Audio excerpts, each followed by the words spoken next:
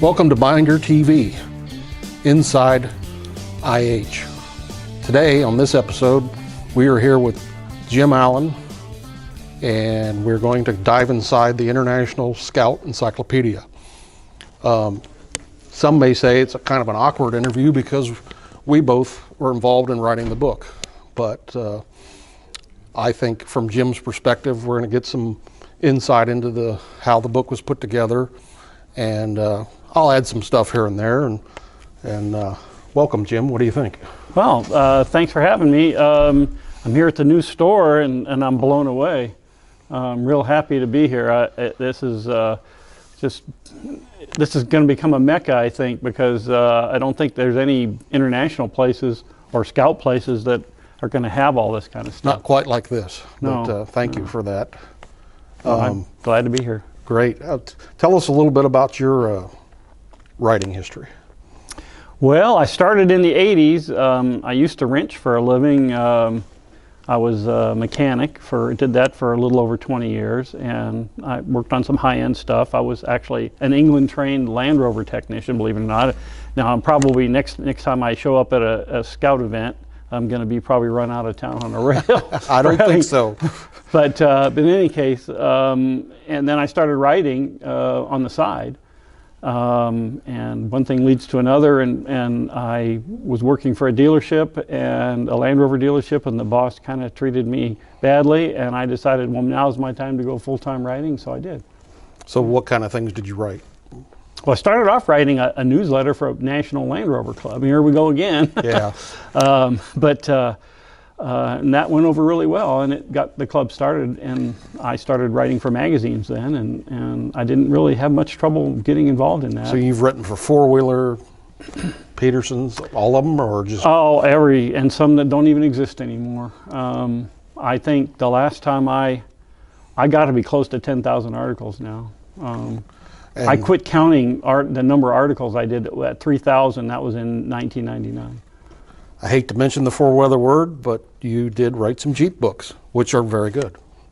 Yeah, I wrote. And you learned history. That's what it's about. Right, and I got interested in four-wheel drive history, and I'm, when it comes to four-wheel drive history, I'm not all that brand conscious, because I think every brand has a place in four-wheel drive history, and when I deal with four-wheel drive history, I try to treat them equally, because everybody contributed, everybody had their flavor, so you can't dismiss one and promote another. So, I agree with that. Everybody has their place. Right. So that's it. Just Jeep at the time.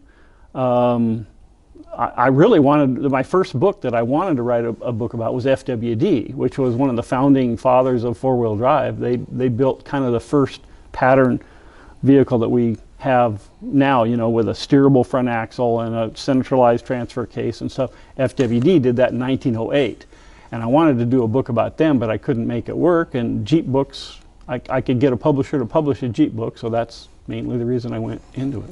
So going back in history, our collaboration, if you correct me if I'm wrong, began in the 90s. Yeah, late 90s. Scout articles. I helped you. Right. I think 97 maybe. As early as that, yeah. I have to go back and look, but I think that's when I started calling you, and you just sent me. I remember one of the first things you did. I asked you for some pictures, and you sent me like the original pictures.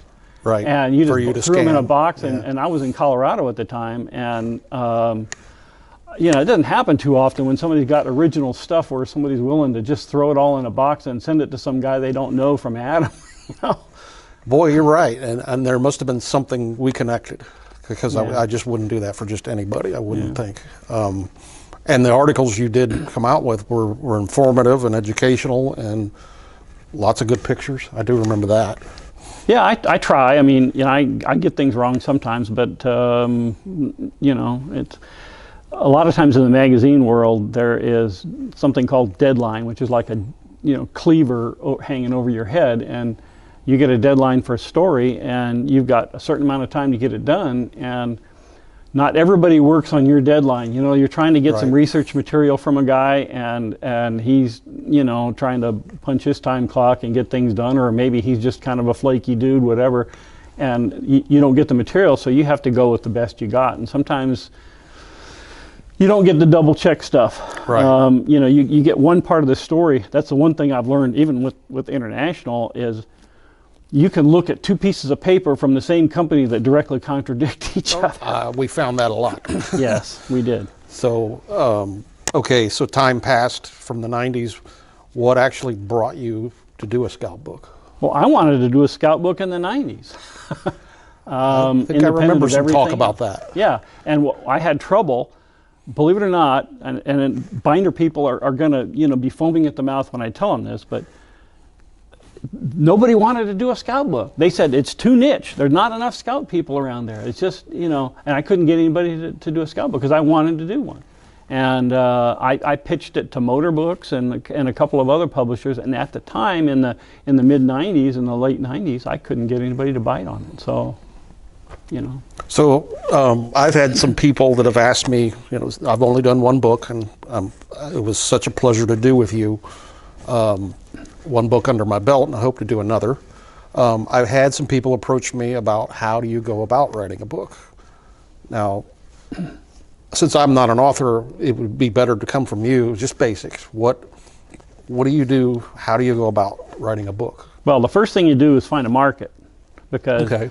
I have to make a living at this. So whatever I do, there has to be, I have to make burger flipper wages at least. You know, I mean, I have to make a living. I have to pay my bills. I have to eat, whatever. So, so I find a market, and then you find a publisher who's willing to publish it, and you work out the details, the money, and the money's got to be right, because this is a business. I mean, a lot of people think writing is some sort of glorious wonderment, and It's tedious.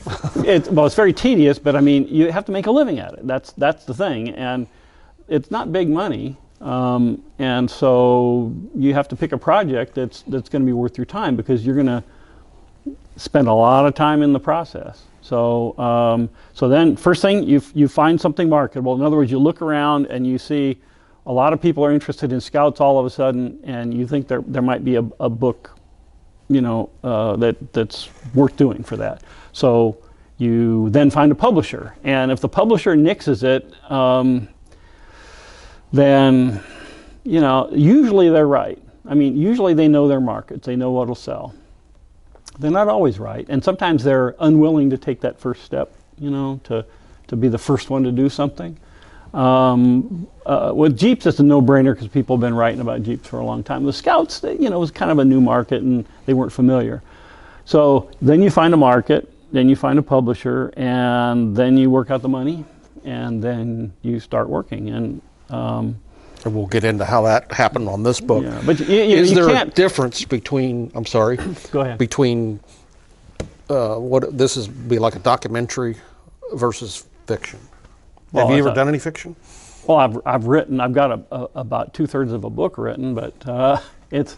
I don't know. But there if it'll has ever to be a sold. difference. Well, there's a huge difference. You know, selling a novel, and I've looked into it. Now, first thing you need is an agent, because there was a time, and it was probably before my time, and I'm getting to be a geezer now, but when you could be a fiction author and sell a book without an agent, those times are gone, and it's very difficult to sell fiction now, and it's got to be in the cookie cutter pattern that sells now.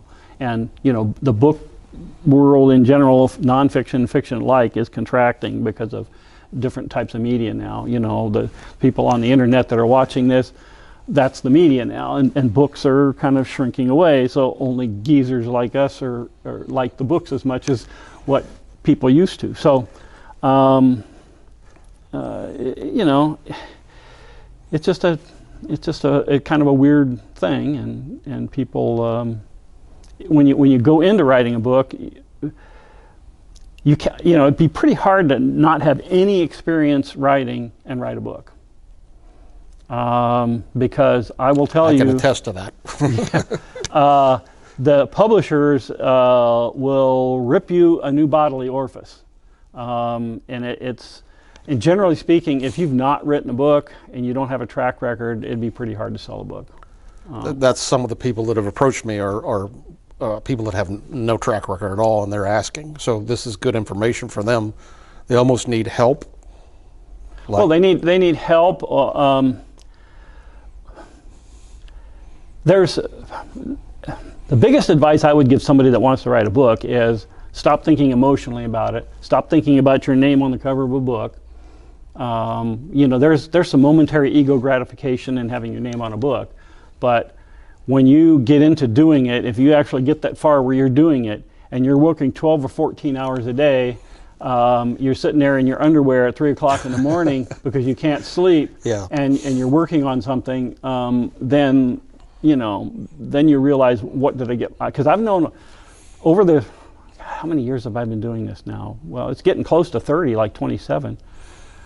I get so many people that just think it's, and it's a lot of it has to do with the magazine stuff, but they think there's something glamorous about it, and they don't realize that, okay, yeah, I can go to events and stuff, and you can have some fun, but you got to go back and the work is BIS, but in C is years. Yeah. In our case, I think 2.5, 3 years to do this. A little over 2. Yeah.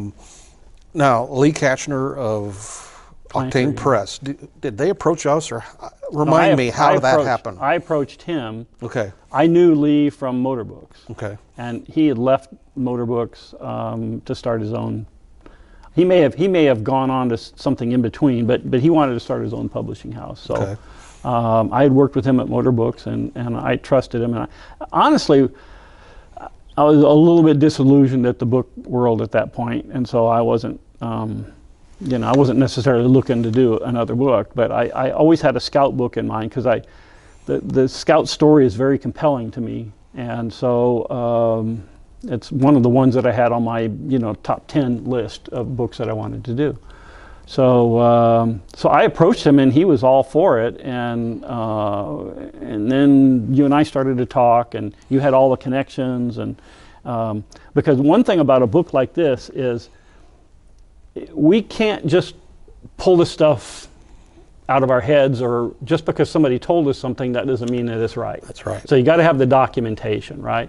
So that means you have to have access to archives, and this guy has an archive, but even what he has, a room full of stuff, is not enough. No, was not. And so the connections to Wisconsin Historical Society and Navistar, I mean, that's what wrote the book. That's what Navistar got us in the door, and we're very grateful for that connection.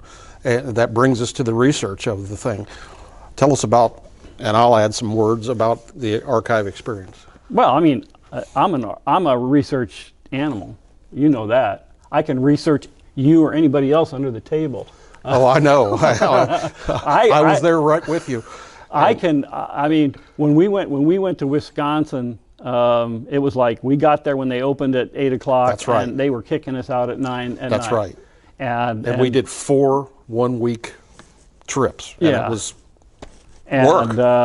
work. We had some help. I mean, Howard was there, and who else was there? Todd Summer, and there were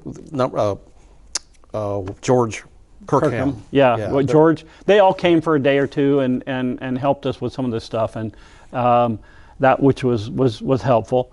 But there's a lot of grunt work in it, and although I don't know, we almost got kicked out of there a couple of times. Right. It's like a bunch of drunks in a bar getting kicked out of a bar, a bunch of drunk research guys getting kicked out of a research facility because they're too excited. We'd be opening a folder and looking at stuff. Oh my God, look at that! And then there's all these other researchers, and you're in a library. Shut up, quiet. So how that was, everything's in folder boxes, and then there's a master list, I believe, and you order that box with whatever code number is for that one file in that box. But our fun was to go through the whole box, because there was no rhyme or reason to the archives. You might have a letter from Cyrus McCormick or whoever, a parts depot letter or a brochure or a farm all this and a truck that, all the way through. And that was the ooh and ah. And it's like, oh my, look at that. And it was, that was the fun of it. Right. That was the fun. Well, that was fun, but it was also a curse. Because it took our time. It took our time because we were there to research scouts, okay? And so we'd get this box, and like he said, there might be one folder in that box that you could barely pick up that has scout stuff in it. but you couldn't help but go you through the couldn't rest of help the but box. look through, and that you pull it open, and there is a brand new factory fresh brochure for a 1911 International Harvester car. Right. You know, I mean, Oh, and the stuff that Yeah. it's just It unbelievable. was amazing. If you ever get the chance to visit there, we highly recommend it. And that's the Wisconsin Historical Society. Right. Has the McCormick Archives. So the other experience there was the tedious counting line tickets in the film. You get this film ordered, we go downstairs, and that was in a main library too, and you had to be quiet in there too, and you just I think we almost got in more trouble. That woman was where hostile. we Yeah. were making too much noise, but finding SS2s and things, looking for codes. That we did a solid week of that, I believe. Right. Is that right? One trip was dedicated well, see, to that. what the people may not know is that we wanted to find production records, okay, and we did find production records, but they're not real detailed, and we wanted to know like how many SR2s were made, how many red carpets were made, all the different specials, Midas, CVI, all these different things. Well, those records, they probably had them, they probably were somewhere, but they weren't there. At least we didn't find them. No, very little of that. So we couldn't find them. So it was, how can we figure out how to find out? Because if you've got a red carpet, you want to know how many red carpets were made, right? If and so what we resorted to was going through line set tickets, and they're on microfilm, like rolls of microfilm, and you scroll through you got in your eyeballs and your brain. Yeah. Okay, I've got to look for this certain code. One by one, looking for, and I had done enough research to where I could sort of pinpoint the general area where they might be found, the general VIN range, because doing some other research. So it wasn't like we had to start from square one to square 5,684, but it's still, Okay, so just to throw this in, the first Scout 2s were G, F, G, D, or the three-letter. The serial numbers before that were more difficult. Well, they were the G, and you had what I call heavy the truck G numbers. mixed in. Right. So you had to wade through all the medium and heavy truck. Oh, here's a line of light truck. Then you're looking at heavy truck again, heavy, medium, then some light. And then when it got into like 1971 too, they went with a three-letter 73 is three-letter code, and it got a little easier, but it's because the medium and heavy was not in that. Right. And I call them the G numbers. They started in '66, and when they went to the 13-digit VINs from just serial number, the original serial numbers started with FC, and then they would start the sequentials new every year, and then they went to the 13-digit VINs, and then they took everything that was built at Fort Wayne and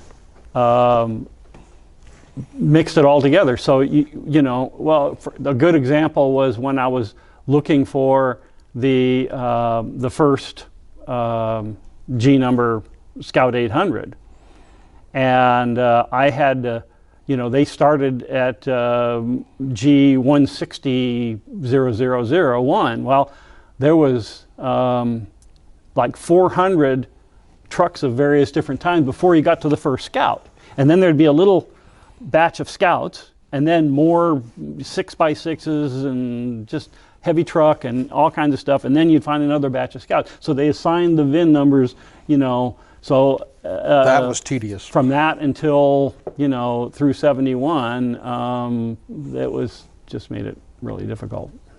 So let's move on to early Scout history. What key things stand out in early Scout? 59. Let's start at 59 and go on up. Well, the part that sticks out to me in those early years was how haphazard it all happened. It was right. It was like nobody. An executive has a wild idea, tells a couple of people, had them research it, and that's as far as it went. And if not for Ted Ornis being really interested in the project, it probably wouldn't have happened. That's true. So he just thought it was a good idea, and he kept pitching ideas to them. They kept turning him down. He kept pitching ideas. They kept turning it down. And it was and they were mostly interested in how it looked, and they were mostly interested in a pickup, a light pickup, you know, that could be the small version, a smaller version of their smallest pickup, and with a four-wheel drive option. So just that haphazardness, and then to see how it kind of all built up speed into the 50s, and the big turnaround was when they got the engine. Because the Scout, if they had not developed a slant 4 engine, the Scout probably wouldn't happen, because they seemed unwilling to buy outside engines. And the one engine that they did have for the Scout, that little Austin engine, was junk, really. It's amazing you say that, because a whole door opened in my head. The research of the engine part, that was fun. And finding all the different, they had choices and things, and then they finally came up with their own. And that was, yeah, I don't know. I'd really like to find out more about, you know, how they came up with that. I know it wasn't the idea for the slant 4 or half a V8 wasn't original to International. They got that from Pontiac. But the thought process of figuring that out, when they really started working on it from scratch. And they could have been using someone else's engine, but they didn't. Well, they test a lot of engines. Yeah. There's a lot of good engines available. Right. They just, you know, okay, I'm telling you right now, International Harvester was made up of cheapskates. They didn't want to spend $1 more than they had to on anything, right. And they didn't want to write checks to some engine builder if they although could they build did their own. later. Well, of course they did, but I mean they didn't. Right. They did it kicking and screaming, right? And that's why they did the Austin engine. If any out there are familiar with the MGB, well, the engine that was in the MGB was essentially an evolved version of the Austin engine that was originally slated to be in the Scout and was in the, I'm drawing a blank now on the name of the van. The Metro? The Metro, the Mini, the small Metro. The Mini-Mite, or Metro-Mite? Metromite, yes. That's it. Yeah, I'm having brain fade here. And that was the original engine in the Metromite. So, and that was the engine that they were going to put in the Scout. But it was such a dismal failure in the Metromite, and it was unbelievable that they were even considering putting it in the Scout, because it was like 51 horsepower. And that would have been pretty sorry. And they tested it, and it was pretty sorry in a Scout. There was 5 original hand-built prototypes, and 3 of them had the Austin engine in them because they weren't finished developing the Slant 4, and they were pretty sorry.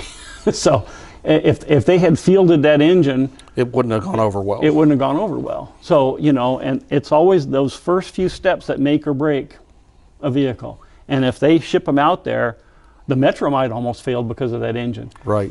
And it was so bad that some of the companies that bought Metromites, they would have a spare engine, and the engine would fail. It wasn't that it was a horrible engine. It was just that it wasn't a truck engine, you know. And so you put it in something that's carrying a load, and it blows up.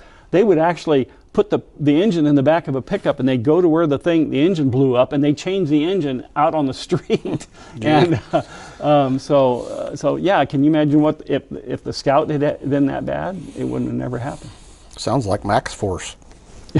Well, ooh. Dare we say it? Dare we say that? So, okay, over the decade of the Scout 8800, what's the highlights that stand out to you? Well, it's no brainer is the red carpet and the champagne, because that's when International discovered that there was more profit to be had from a dolled up Scout, and doll up is the word that they use, than there was in a plain Jane farm Scout.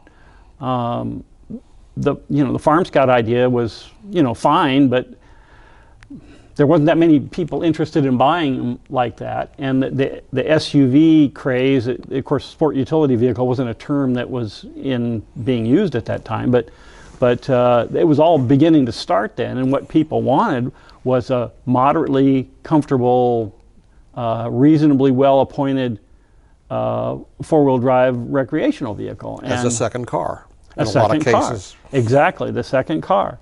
And you know, the original Scout really didn't do that all that well. But when they came up with the red carpet idea, that went over really well. And that was kind of where the market was going anyway. And so from that point on, the dolled up Scouts were always front and center in Scout, you know, model lines. In our research, I know we found some military, but did the military use Scouts? Oh, early Scouts?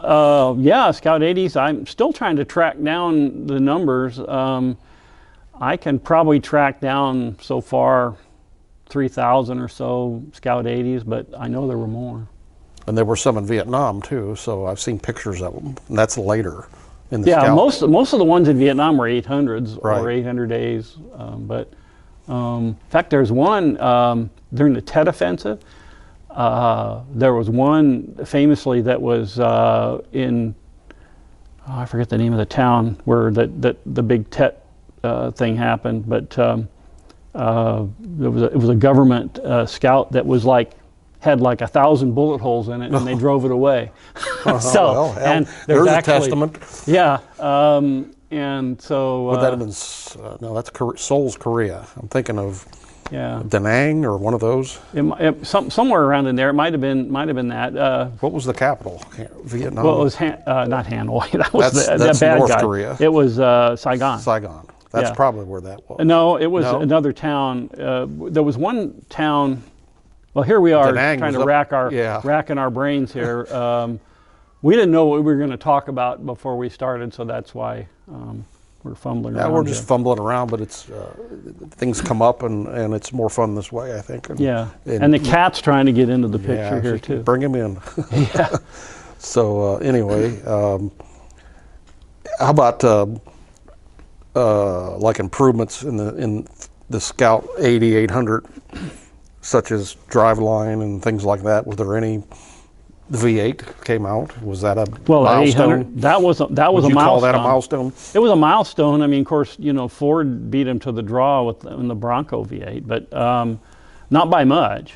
And in fact, if they had been, you know, I think International could have been faster on the draw and could have had the V8 out sooner, but they didn't have the R&D budget that Ford had, and so everything that happened new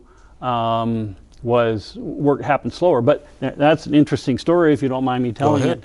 The V8 in the Scout, in the 800 Scouts, wasn't actually originally going to be involved in the 800 series. It was going to be reserved for the new Scout, which wasn't called the Scout 2 at the time, but they had various different code names that they used for it. But they weren't going to do that. They were going to save that for the new Scout. Well, then they find out that Ford's doing the Bronco, and they realize that Ford can build more in one day than International could build in a year. Yeah.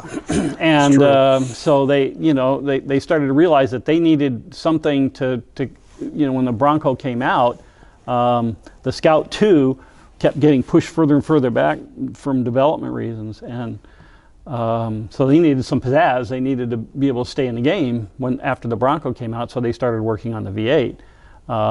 And they actually considered, and this is in the book, a lot of this is in the book, they actually considered AMC V8s, which they did use the 401s and Travelols and such. And later on. And which was, they were talking about the 343, and we found documentation where they actually talked about, buying the AMC V8 for the Scout and putting that in.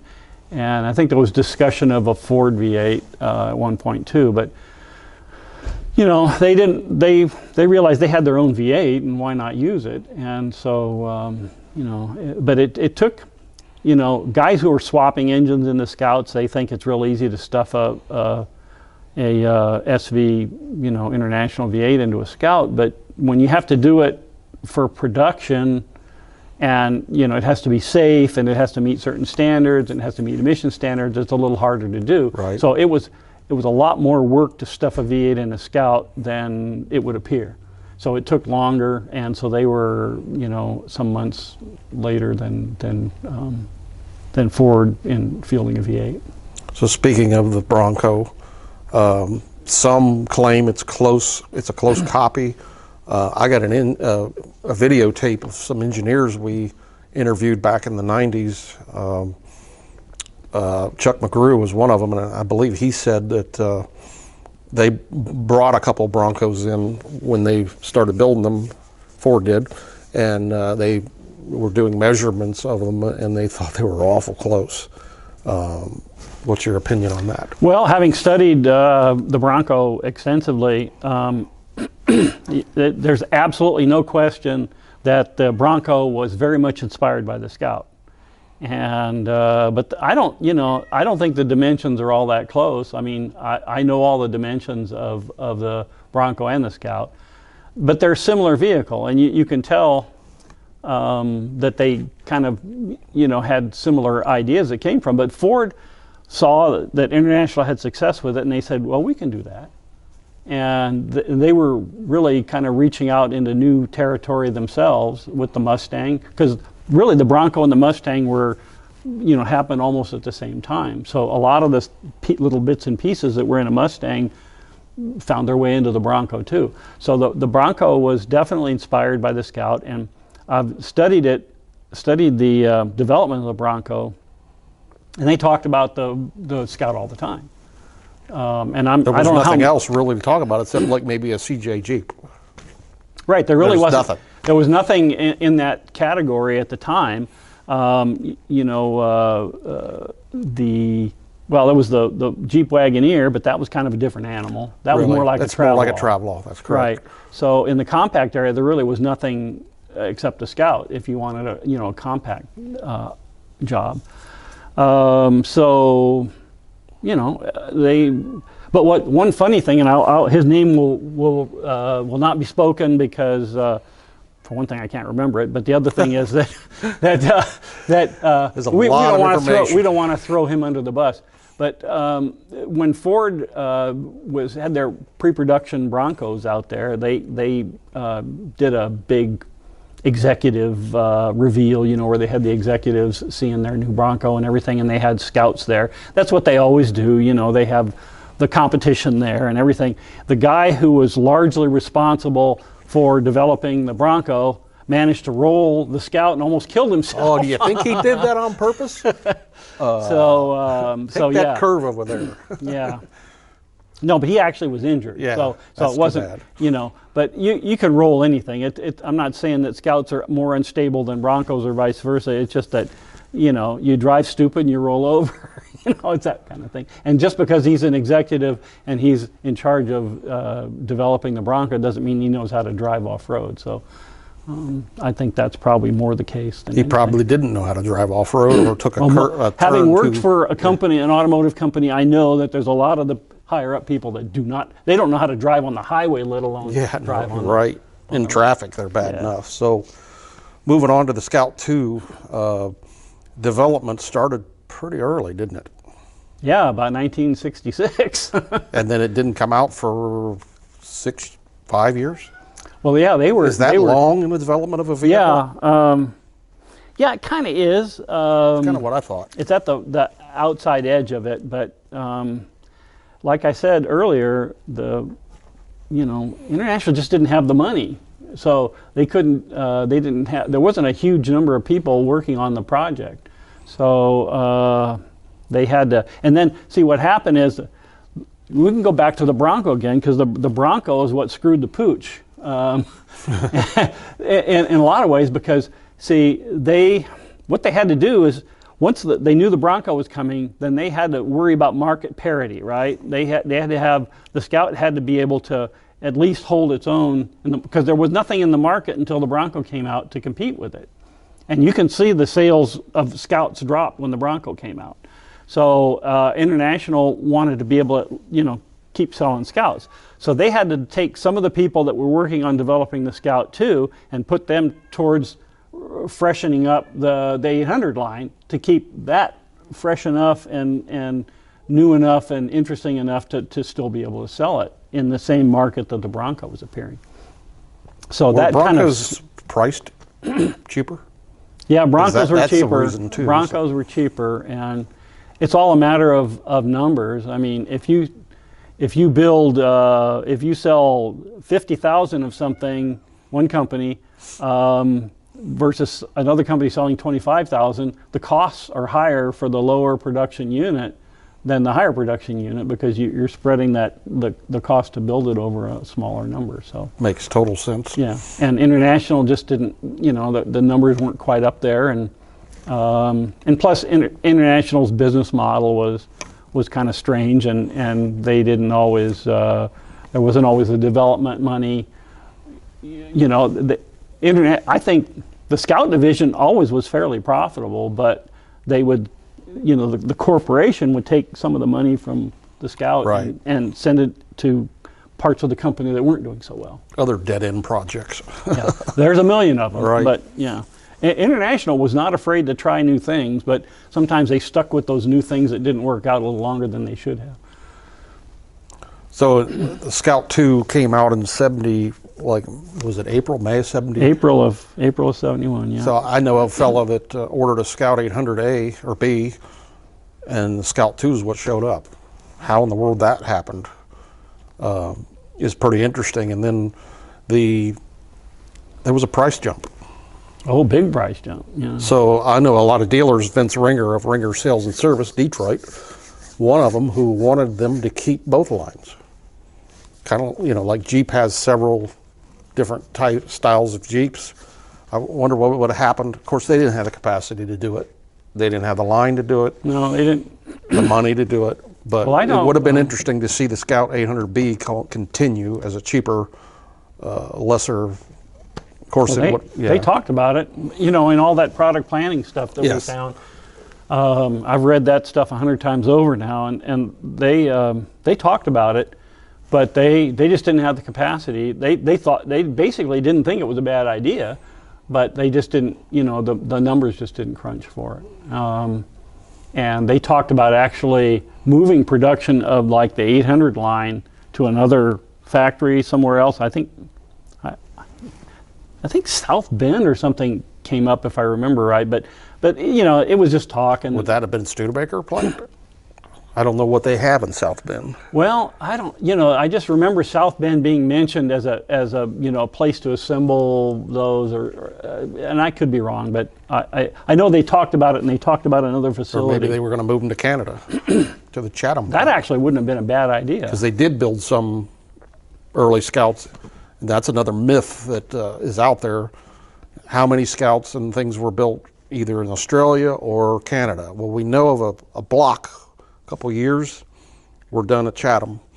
As far as Australia goes, I think they were boxed up and sent there and assembled. Yeah, they were CKD, so chassis knockdowns. Yeah, so I didn't. It always was really hard to do business in Australia, but they liked Scouts. But there are a lot of them there, and they do. There's a big following in Australia, and even some in New Zealand too. Right. Well, they liked them in Australia too. I think they could have competed with Jeeps, but it came down to the Japanese stuff. That was about the time the Japanese stuff started rolling in there. And it was cheaper. And it was cheaper, and I think the government was a little more friendly to taking in the cheap Japanese stuff than to pay all the shipping from the United States. And I don't think Australia had the manufacturing capability to do, Probably not at all of it. Yeah. Buddy. Hello. Yeah. This is. What's her name? Pumpkin. Pumpkin. Yeah. This is, I guess, the shop cat. So. Yeah, she wants to get her 2 cents in. So, special models, SS2s. We talked about red carpets and some of the special models that Scout had during the 60s and 70s. What was the, how does that compare to the other things on the market, like the Dodge and the Chevy? I can't think of any special model names for those. Jeep, Wrangler, things like that. How did the IH's special models compare to the others? Well, it's kind of a different flavor, but it's along the same lines. I mean, you had a Blazer was the base model, and then you could get a you know, a blazer with the Scottsdale package, and you know, that kind of stuff, different models. So they had them. They had them, and International, you know, they had your basic Scout, and then you could, you know, you could get a custom trim level Scout. And then later on a Raleigh or oh shoot, the CVIs come along later, much later. Yeah, those are done outside of outside of International, but yeah, you know, it's along the same lines, and you know, International did a little bit different because they were a different company, and they not knowing the market, the other market, I know because of our book that a lot of the special models that International put out are more valuable. Are they? Do people collect the Scottsdale and the other brands too? Yeah, I mean, you know, everybody is a collector. You know, you want something different. You know, so in the Jeep world, you know, you could have a 462 Jeep, you know, a CJ569, only a few hundred made like that. I mean, those are the things that people look for. And, you know, we were just talking about the 484, you know, the really rare specials that... Right, that, 844? Or 844, yeah. Right. So the 434 and all these different, you know, the International made a lot of little small runs of stuff. Well, it seems like, and correct me if I'm wrong, 69 to 70, 71, there was a big push for those. You had the Aristocrat, Comanche, SR2. What does SR2 mean? Did we ever figure that out? No, we never did. I mean, the sport racer or something like that, but, you know, it's not written down what it actually means. I think it just sounded good. But that goes back to the competition. They were trying to spice up the 800 line to keep it competitive long enough to get the Scout 2 out, or the Scout 810 as it was going to be called originally. Which is interesting because you had all those special models and they're all cool and pretty nice looking, and then the Scout 2 comes out, 71 to 74-ish. I can't think of any. Well, what special models did they have? They didn't really have them. They didn't stick to that. They had a custom trim level, and that was it. Right. And they sold. In fact, anybody that has a 71, I don't know what means there is going to be to contact people. Give them your email. Oh yeah. Go ahead. No, I don't. No, I you don't want that? want to give that publicly. Okay. All right. It'll go through whatever, you know, portal you have, because I do my business from that email. But I should probably get a Gmail just for that kind of stuff. But anyway, I'm interested in 71s because the 71 is a really different animal than the rest of the Scout 2s. And they did some strange and sometimes wonderful and sometimes not so wonderful things in 71. And I'm just really starting to dig into those now because I'm kind of a geek for that kind of stuff. Right. I dig it is into all those. interesting. Glove box doors different. Yeah, exactly. You know, different trim and as much, you know, how many of what that they built. And I love the red on red interiors. Mm-hmm. They look really nice. Yeah. What else intrigues you about the 71? Well, I mean, they had the high torque version of the Borg Warner. You know, that was the 71s were the last gasp of the Borg Warner automatics. They had stickers on them that called them 810s. Which, you know, that was going to be the designation for the Scout 2 before it became the Scout 2, and just little weird things. The VIN plate being under the hood rather than on the doorpost. Weird interiors compared to the later ones, and a lot of them seem to be high-end versions, and plus they only made off the top of my head 5,000 71s the first year, so they're pretty rare. They're rare, and they're all a little bit different, and so that's why I'm hoping to collect information on 71s, especially early 71s, because they had just all kinds of little weird differences, and for me, you know, that makes it interesting to find those weird differences.